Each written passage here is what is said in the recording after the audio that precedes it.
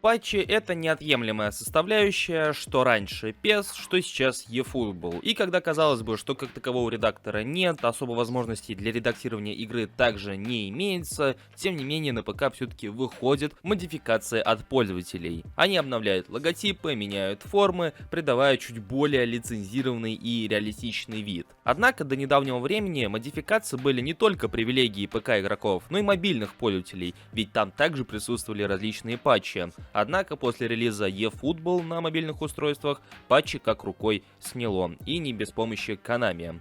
Но кажется, что эта тенденция потихоньку сходит на нет, и уже вскоре патчи появятся и у мобильных игроков, о чем я предлагаю поговорить в сегодняшнем ролике. Не забывайте про привычную активность под этим роликом, подписывайтесь на канал, если находитесь здесь впервые, ну а мы начинаем.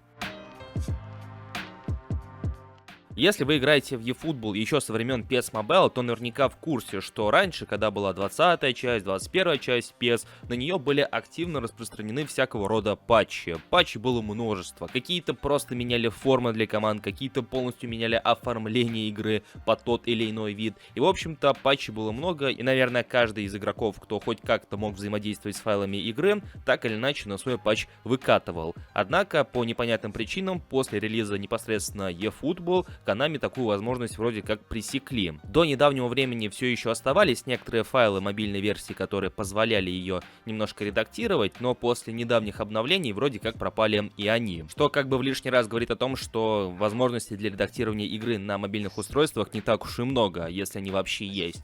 Но, как оказалось, судя по всему, еще есть какие-то лазейки. Точно так же, как оказалось в случае с ПК. Ведь не так давно на просторах сети стали появляться как минимум скриншоты из мобильной версии, на которой представлены футболисты в реальных футболках того же мадридского Реала, Ливерпуля и так далее. И это говорит о том, что какие-то умельцы все-таки, занимаются разработкой патчей для мобильной версии игры. Неизвестно, как скоро он появится, но, судя по всему, работа над ним действительно ведется. И как мы уже наблюдаем, патчи могут заменять дефолтные формы у команд. Но и это еще не все. В отличие от тех же патчей на ПК, которые просто добавляют логотипы и формы, судя по всему, патчи на мобильных устройствах также смогут менять названия чемпионатов и команд, поскольку, как мы наблюдаем уже на этих скриншотах, у команд присутствуют их реальные названия. Точно так же, как и у чемпионатов присутствуют их реальные логотипы и названия. И как бы все мы с вами уже не привыкли к дефолтным названиям, к дефолтным формам, в целом оформлению тех же команд, все-таки это хоть и мелочь, но тем не менее приятное глазу, согласитесь. И представьте, как оно могло бы быть, если бы у игры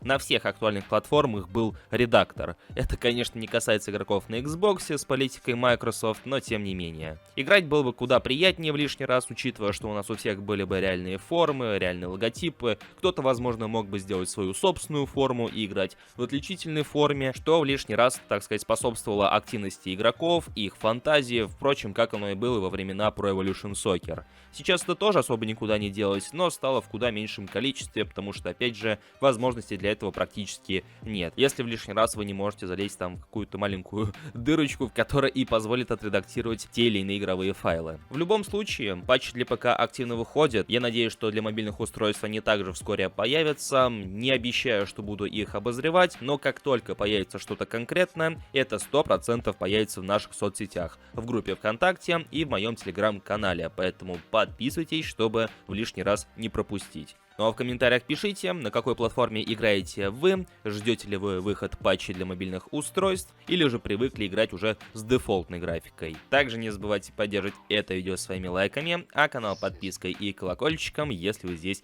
впервые. У меня же на сегодня все, всем спасибо за просмотр и вашу активность, и услышимся в следующих видео.